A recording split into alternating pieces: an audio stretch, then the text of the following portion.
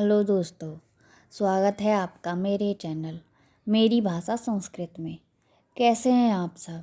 अच्छे ही होंगे। मेरा नाम है पल्लवी शर्मा। तो कल हमने अपनी वीडियो में सांख्य कारिका के विषय में पढ़ा था। सांख्य कारिका के नोट्स जो मैंने बनाए हैं वो मैंने आपसे शेयर किए थे। तो हम आजकल दर्शन पढ़ रहे हैं। अब दर्शन में हम सांख्य दर्शन पढ़ रहे हैं। सांख्य दर्शन मैंने कुछ महत्वपूर्ण तथ्य बताए थे। उसके बाद हमने सांख्य कारिका ली। सांख्य कारिका कल हमने एक पार्ट सांख्य कारिका का बना दिया। आज हम उसका दूसरा पार्ट पढ़ेंगे। तो यहाँ तक कल मैंने कराया था कि सृष्टि क्रम क्या होता है, ठीक है।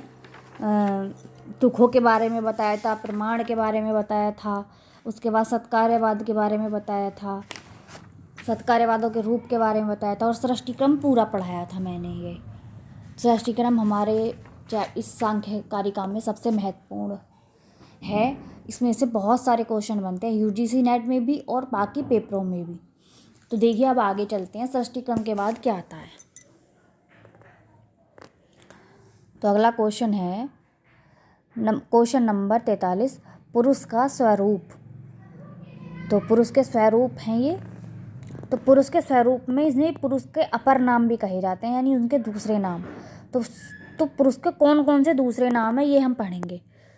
तो ये 16 दूसरे नाम हैं। कौन कौन से?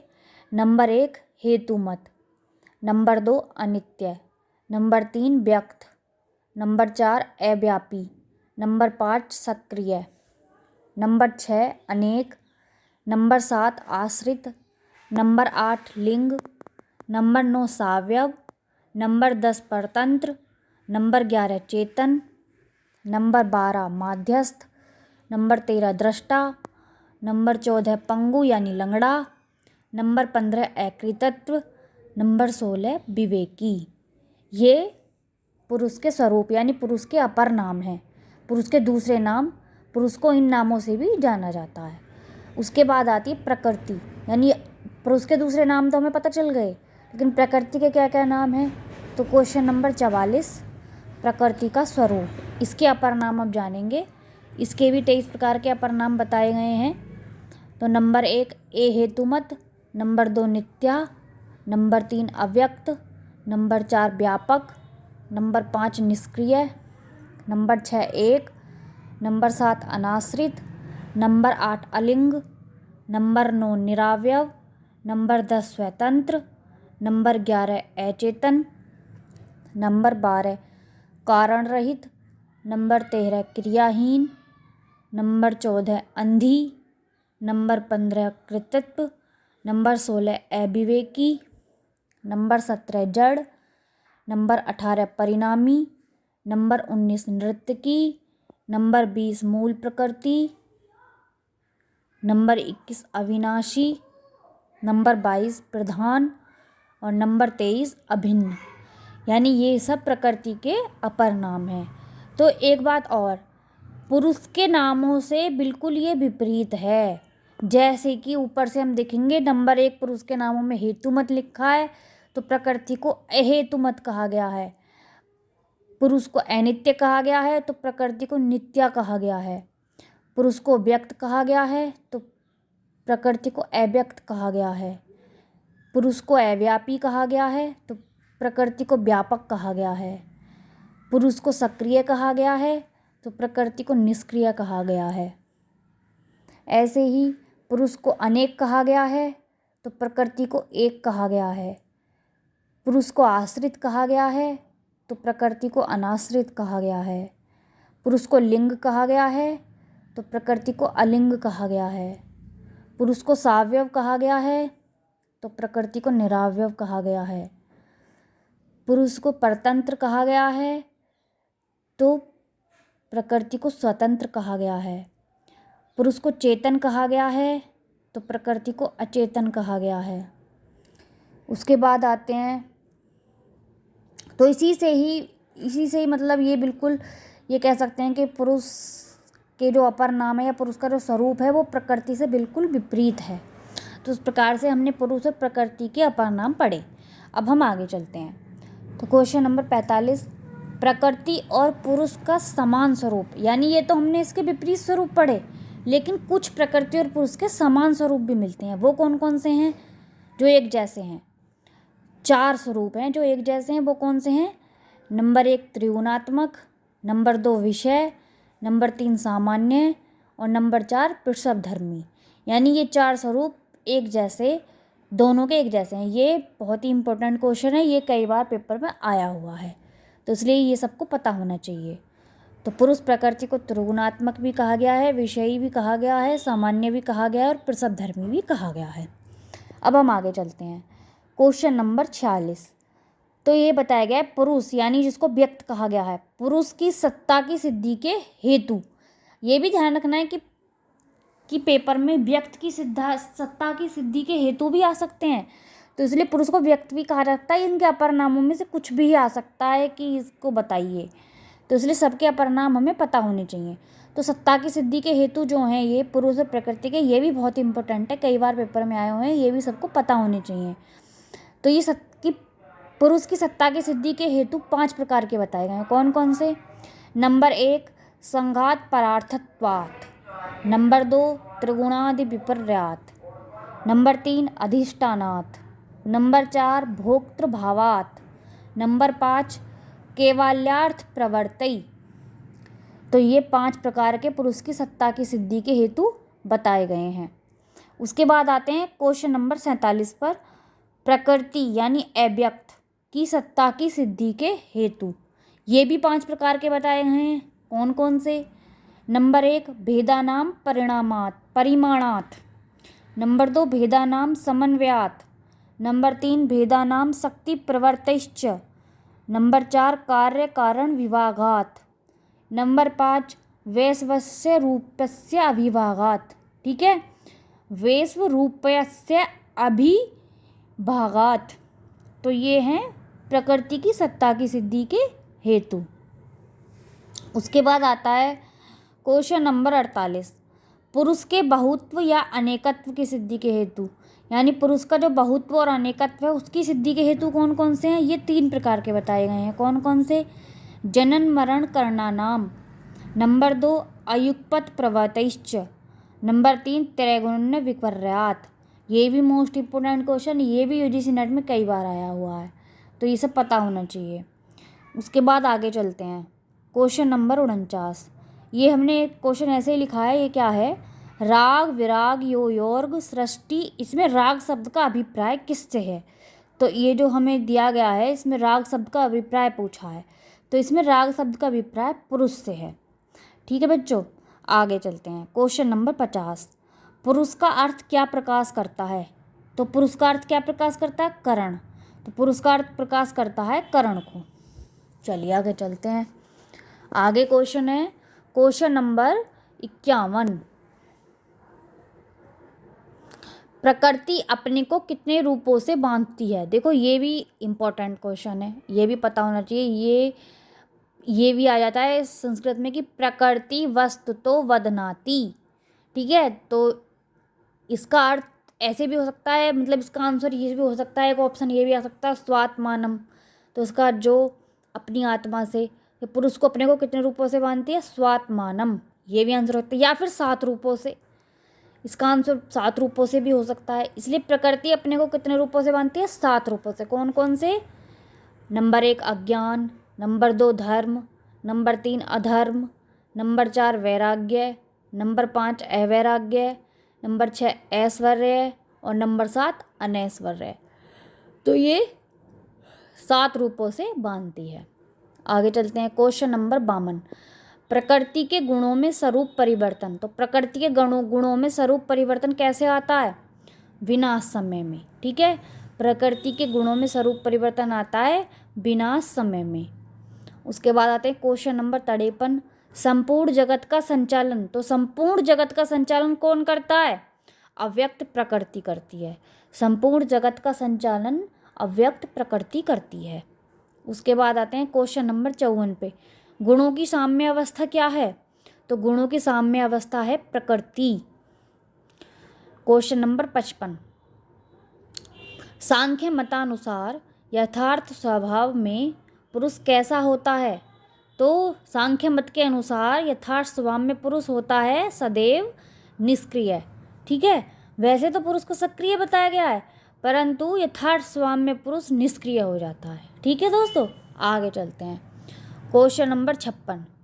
सांख्य दर्शन के अनुसार पुरुष स्वरूप के संबंध में क्या उक्ति है? तो सांख्य दर्शन के अनुसार पुरुष के स्वरूप के संबंध में उक्ति जो है वो क्या है? तद्धिपरित तथा च पुमान, ये इसके स्वरूप के संबंध में उक्ति है। ठीक है दोस्तों, आगे चलते हैं। अब है क्वेश्चन नंबर 57। इसमें है तन्मात्रा और पंचमहाभूत के परिणाम से भौतिक सर्ग, यानी भौतिक सर्ग के बारे में बताया गया। भौतिक सर्ग में कौन कितने तत्व होते हैं, कौन कौन से तत्व होते हैं और वे किससे बनते हैं? तो किससे बनते हैं? तन्मात्रा और पंचमहाभूत के परिणाम से क्या बनता है? भौतिक सर्ग। अब देखिए, भौतिक सर्ग जो होता है इसमें मुख्य रूप से ये 3 प्रकार का बताया गया। मुख्य रूप से कौन कौन सी? देवी योनि, त्रियग योनि और मनुष्य योनि। मुख्य रूप से इसमें 3 योनियां हैं, देवी योनि, त्रियग योनि और मनुष्य योनि। अब तीनों में भी प्रकार हैं। तो देवी योनि जो है वो 8 प्रकार की है। वैसे देवी योनि को सत्व कहा गया है, त्रियग योनि को रज कहा गया है और मनुष्य योनि को तम कहा गया है। तो देवी योनि इसमें 8 प्रकार की बताई गई है। नंबर 1 ब्राह्म, नंबर 2 प्राजापत्य, नंबर 3 ऐन्द्र, नंबर 4 पैत्र, नंबर 5 गांधर्व, नंबर 6 याक्ष, नंबर 7 राक्षस, नंबर 8 पैशाच। ये 8 प्रकार की योनि बताई गई हैं देवी योनि। उसके बाद नंबर 2 त्रियग योनि पे आते हैं। त्रियग योनि 5 प्रकार की बताई गई हैं। कौन कौन सी? नंबर 1 पशु, नंबर 2 मृग, नंबर 3 पक्षी, नंबर 4 सरीसृप, नंबर 5 स्थावर। स्थावर यानी जो वृक्ष लता आदि होती हैं इसको स्थावर बोलते हैं। तो इस प्रकार से 5 प्रकार की त्रियग योनि है। और एक बताई गई है नंबर 3 की मनुष्य योनि। तो देवी योनि 8 हुई, त्रियग योनि 5 हुई और मनुष्य योनि तो सिर्फ 1 ही है। तो ये कितने हो गए? ये हो गए कुल रूप मिलाकर 14 प्रकार के। तो कुल मिलाकर 14 प्रकार का भौतिक सर्ग होता है, यानी भौतिक सर्ग में 14 तत्व होते हैं जो तन्मात्रा और पंचमहाभूत के परिणाम से उत्पन्न होते हैं। मुख्य रूप से 3 प्रकार की और कुल मिलाकर 14 प्रकार का भौतिक सर्ग होता है। ठीक है, तो भौतिक सर्ग आपका आ गया होगा समझ में। इंपॉर्टेंट क्वेश्चन है। आगे चलते हैं। अब आते हैं हम प्रत्यय सर्ग पर। यह भी बहुत इंपॉर्टेंट क्वेश्चन है, इसमें से भी काफ़ी क्वेश्चन आ जाते हैं हमारे पेपर में। अब इसका आप स्क्रीनशॉट ले सकते हैं, मैं इसको दिखा देती हूँ पूरा करके। मैंने पूरा का पूरी इसकी सारणी एक बनाई हुई है, यहाँ से ऐसे करके आप स्क्रीनशॉट ले सकते हैं। और किसी को PDF चाहिए इन सब नोट्सों की तो मैं PDF ही सेंड कर दूँगी। आप मुझे कमेंट करके बोल सकते हैं, जिसको PDF चाहिए मैं उसको बता दूँगी कि कहाँ मिलेगी आपको PDF। तो चलिए अब पढ़ते हैं भौतिक सर्ग। बुद्धि के परिणाम से प्रत्यय सर्ग, यानी क्या? इसको बौद्धिक सर्ग भी कहा जाता है क्योंकि ये बुद्धि के परिणाम से उत्पन्न होता है, इसलिए इसे प्रत्यय सर्ग, बोधक चक्र या फिर बौद्धिक सर्ग भी कहा जाता है। अब इसमें पढ़ते हैं इसमें क्या होता है। तो ये प्रत्यय सर्ग जो होता है ये मुख्य रूप से 5 प्रकार का बताया गया है। ठीक है, मुख्य रूप से कितने प्रकार का? मुख्य रूप से ये बताया गया है 4 प्रकार का। ठीक है, मुख्य रूप से 4 प्रकार का। 1 मिनट। मुख्य रूप से 4 प्रकार का। अब कौन कौन से मैं बताती हूँ। नंबर 1 विपर्य, नंबर 2 आसक्ति, नंबर 3 तुष्टि और नंबर 4 सिद्धि। ठीक है, नंबर 1 विपर्य, नंबर 2 आसक्ति, नंबर 3 तुष्टि और नंबर 4 सिद्धि। ये 4 प्रकार का मुख्य रूप से 4 प्रकार का होता है ये प्रत्यय सर्ग। अब विपर्य कितने प्रकार का बताया गया है? 5 प्रकार का। कौन से? ये आते हैं यहाँ पे 5 प्रकार के। ये इसमें भी तमस, देखो 5 प्रकार कौन से हैं? तमस, मोह, महामोह, तामिश्र, अंधतामिश्र। ठीक है, 5 प्रकार के मोह हैं। नंबर 1 तमस, नंबर 2 मोह, नंबर 3 महामोह, नंबर 4 तामिश्र और नंबर 5 अंध तामिश्र। तो ये 5 प्रकार के विपर्य बताए गए हैं। तमस को अविद्या भी कहा गया है, मोह को अस्मिता भी कहा गया है, महामोह को राग कहा गया है और तामिश्र को द्वेष भी कहा गया है और अंध तामिश्र को अभिनिवेश भी कहा गया है। उसके बाद तमस भी 8 प्रकार का होता है। कौन कौन से? नंबर 1 अव्यक्तात्मा, नंबर 2 महदात्मा, नंबर 3 अहंकारात्मा, नंबर 4 शब्द तन्मयाजात्मा, नंबर 5 स्पर्श, नंबर 6 रूप, नंबर 7 रस, नंबर 8 गंध। तो ये क्या हुआ? ये 8 प्रकार के तमस हुए। ठीक है। उसके बाद आते हैं मोह। तो मोह भी 8 प्रकार का बताया गया। कौन सा? अणिमा, महिमा, गरिमा, लघिमा, प्राप्ति, प्राकम्य, वसित्व, इसित्व। तो ये 8 प्रकार का मोह बताया गया है। अब महामोह पर आते हैं। नंबर 3 महामोह। महामोह भी 10 प्रकार का बताया गया। कौन कौन सा? शब्द, दिव्य और अदिव्य दोनों, शब्द, स्पर्श, रूप, रस, गंध। यानी 5 प्रकार के शब्द, स्पर्श, रूप, रस, दिव्य और 5 प्रकार के अदिव्य, शब्द, स्पर्श, रूप, गंध। तो 5 दिव्य और 5 अदिव्य, तो 10 हो गए महामोह। तो ये 10 प्रकार के महामोह हो गए। उसके बाद आ जाते हैं तामिश्र पर। तामिश्र बताया गया 18 प्रकार का। कैसे? 5 दिव्य और 5 अदिव्य। कौन कौन से? रूप, शब्द, रूप, यानी ये शब्द, स्पर्श, रूप, रस, गंध। 5 दिव्य और 5 अदिव्य, 10 हो गए। और 8 अणिमा आदि, यानी अणिमा कौन सी? अणिमा, महिमा, गरिमा, लघिमा, प्राप्ति, प्राकम्य, वसित। ये 8 प्रकार के ये तो ये पूरे 18 क्या हो गए? तामिश्र। उसके बाद आ जाते हैं अंध तामिश्र। अंध तामिश्र भी 18 प्रकार का होता है। क्या? 5 दिव्य शब्द, स्पर्श, रूप, रसगंध और 5 अदिव्य शब्द, स्पर्श, रूप, रसगंध और वही 8 अणिमा, महिमा, गरिमा। ये सब 8, यानी ये वाले 8 महिमा, अणिमा, महिमा, गरिमा, लघिमा, प्राप्ति, प्राकम्य, वसित, इसित। तो ये भी क्या हुए? 18 प्रकार का अंध तामिश्र। तो ये कुल हो गया। उसके बाद आ जाते हैं नंबर 2 आसक्ति पर। आसक्ति कितने प्रकार की बताई गई है? 1 मिनट। आसक्ति बताई गई है 28 प्रकार की। कौन कौन से 28 हैं?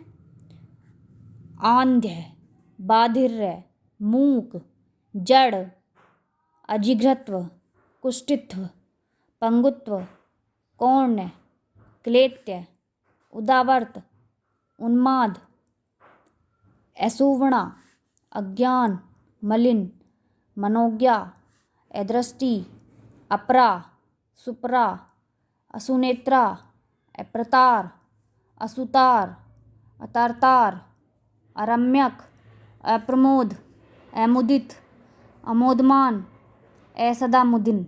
तो ये इस प्रकार से ये 28 प्रकार की आसक्ति बताई गई है। उसके बाद आ जाते हैं तुष्टि। तुष्टि बताई गई है 9 प्रकार की। कौन सी? देखो एक चीज़ और, तुष्टि 9 प्रकार की है तो इसमें भी 2 प्रकार है मुख्य रूप से। आध्यात्मिक तुष्टि 4 प्रकार की है, बाह्य तुष्टि 5 प्रकार की है। तो कौन सी है? प्रकृति, उपादान। तो कौन सी है? प्रकृति, उपादान, काल, भाग्य, पार, सुपार, पारापार, अनुत्तमांब, उत्तमांब। तो ये तुष्टि हुई 9 प्रकार की। उसके बाद आते हैं सिद्धि। सिद्धि भी 8 प्रकार की बताई गई है। कौन सी? अणिमा, महिमा, गरिमा, लघिमा, प्राप्ति, प्राकम्य, वसित्व, इसित।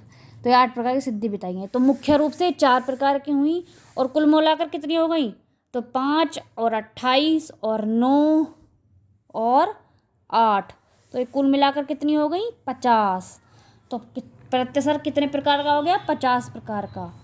तो इस प्रकार प्रत्यसर्ग मूल रूप से तो 4 प्रकार का हुआ और कुल मिलाकर कितने प्रकार का हुआ? 50 प्रकार का। तो इस प्रकार से हमने ये प्रत्यसर्ग पढ़ा। कुल मिलाकर 50 प्रकार का प्रत्यसर्ग। ये सब 50 नाम है सारे। ठीक है दोस्तों, ये प्रत्यसर्ग हुआ। ये बहुत इंपॉर्टेंट है, पेपर में से इसमें से क्वेश्चन बनते हैं। ये हमें बिल्कुल पता होना चाहिए। यूजीसी नेट में से तो अंदर से भी बनते हैं।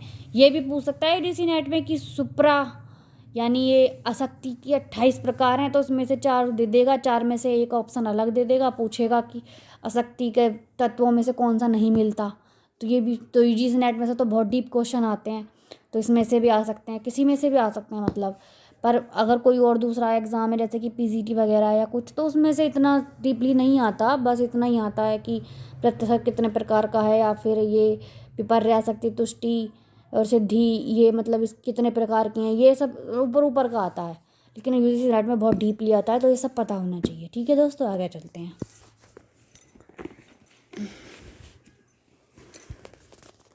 आगे है क्वेश्चन नंबर 59। तो ये है, मोक्ष के लिए किस शब्द का प्रयोग होता है? तो मोक्ष के लिए किस शब्द का प्रयोग होता है? केवल्य, अपवर्ग, यानी केवल्य का दूसरा नाम अपवर्ग भी होता है। ठीक है, केवल्य का दूसरा नाम अपवर्ग भी होता है और मोक्ष भी होता है। ठीक है, तो मोक्ष के लिए किस शब्द का प्रयोग? केवल्य और अपवर्ग। अब जब सब कुछ हमने पढ़ लिया, प्रत्यसर्ग, बौद्धिक सर्ग या भौतिक सर्ग, सृष्टिक्रम, सब कुछ पढ़ लिया, अब आ जाता है मोक्ष। ठीक है, मोक्ष की प्राप्ति, तो हम केवल्य के बारे में पढ़ेंगे। उसके बाद आते हैं क्वेश्चन नंबर 60 पर, केवल्य का लक्षण। तो केवल्य का लक्षण क्या है? एकांतिक कात्यांति दुख निवृत्ति। ठीक है, ये इसका लक्षण है केवल्य का, मोक्ष का और अपवर्ग, तीनों अपर नाम है इसके। क्वेश्चन नंबर 61, केवल्य के प्रकार। तो केवल्य कितने प्रकार का बताया गया है? 2 प्रकार का केवल्य बताया गया है, 2 प्रकार का। उसके बाद आ जाते हैं क्वेश्चन नंबर 62, केवल्य को प्राप्त करने वाला। तो केवल्य को प्राप्त करने वाला कौन है? पुरुष, यानी मोक्ष किसको मिला? पुरुष को। ठीक है, क्वेश्चन नंबर 63, केवल्य कहाँ होता है? विवेक ख्याति में। केवल्य कहाँ होता है? विवेक ख्याति में। उसके बाद आते हैं क्वेश्चन नंबर 64, विवेक ज्ञान पर्याय है किसका? सांख्य का। तो विवेक ज्ञान पर्याय है सांख्य का। क्वेश्चन नंबर 65, बंधन का कारण। बंधन का कारण क्या है? अविवेक। ठीक है, क्वेश्चन नंबर 66, अपवर्ग यानी केवल्य किससे सिद्ध होता है? ज्ञान से। अपवर्ग यानी केवल्य किससे सिद्ध होता है? ज्ञान से। अब आ जाते हैं क्वेश्चन नंबर 67 पे, मोक्ष प्राप्ति किससे होती है? ज्ञान से। ठीक है, मोक्ष प्राप्ति होती है ज्ञान से। क्वेश्चन नंबर 68, सांख्य का परम पुरुषार्थ। सांख्य का परम पुरुषार्थ क्या है? मोक्ष। ठीक है, क्वेश्चन नंबर 69, सांख्य कारिका में हेतु। अब देखो, सांख्य कारिका में हेतु भी बताए गए हैं, तो हेतु कौन कौन से हैं? 2 हेतु बताए गए हैं सांख्य कारिका में। कौन कौन से? कारक हेतु और नंबर 2 ज्ञापक हेतु। आगे चलते हैं, तो हम क्वेश्चन नंबर 70, सांख्य मत के अनुसार वायु। सांख्य मत में देखो वायु भी बताई गई है। कौन कौन सी वायु बताई गई हैं? वायु बताई गई हैं, 5 प्रकार की वायु होती हैं सांख्य मत के अनुसार। कौन कौन सी? नंबर 1 नाग, नंबर 2 कूर्म, नंबर 3 कृकल, नंबर 4 देवदत्त, नंबर 5 धनंजय। तो नाग यानी नाग को क्या कहा गया है? उदीकरण। नंबर 2 कूर्म को कहा गया है उन्मीलनकरण। नंबर 3 कृकल को क्या गया है? छुतकरह। नंबर 4 देवदत्त को क्या कहा है? जमभरणकरह। नंबर 5 धनंजय को क्या कहा गया है? पोषणकरह। ठीक है, उदीकरणकरह, उन्मीलनकरह, छुतकरह, जृंभकरह, पोषणकरह। ठीक है, ये कहा गया है 5 प्रकार की वायु। ये देखो मोस्ट इंपॉर्टेंट क्वेश्चन है, इसमें से भी यूजीसी नेट में 1-2 बार क्वेश्चन आ चुका है। उसके बाद आते हैं क्वेश्चन नंबर 71 पे, सांख्य मत के अनुसार आत्माएं कैसी हैं? अनेक हैं। सांख्य मत के अनुसार कैसे हैं आत्माएं? अनेक हैं।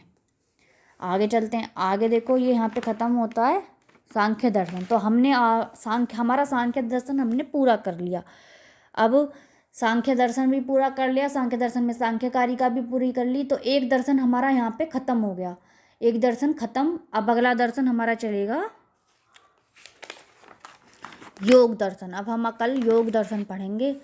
अब हम योग दर्शन के बारे में बताएंगे। देखो ये बस इतना ही, सांख्य दर्शन और सांख्य कारिका में से बस इतने ही क्वेश्चन बनते हैं। बस इतना ही अगर तुम बच्चों तैयारी कर लोगे इतनी भी, तो मैं गारंटी देती हूँ कि अगर सांख्य कारिका से 15 क्वेश्चन भी आते हैं तो तुम 13 क्वेश्चन इसमें से ही आएंगे। 2 क्वेश्चन कह सकते हैं कि अलग आएँ, पर 13 क्वेश्चन तो इसी में से ही आएंगे पक्का। तो इसलिए बहुत अच्छे नोट्स बनाए हैं मैंने मेहनत करके। मैंने आपसे इसे शेयर किए हैं, इनकी तैयारी करो। और जिस किसी को PDF चाहिए तो उसको मैं PDF भी दूँगी। कमेंट करके बताओ कि मुझे PDF चाहिए। और उसके बाद मेरे चैनल, जिसको मेरी वीडियो पसंद आए वो मेरे चैनल को लाइक करे, सब्सक्राइब करे, मेरी वीडियो को लाइक करे, कमेंट करे और सब्सक्राइब करे, बेल आइकन दबाए। नमस्कार दोस्तों।